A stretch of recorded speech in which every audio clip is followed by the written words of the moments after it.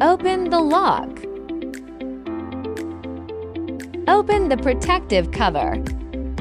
Suitable for filling experimental materials.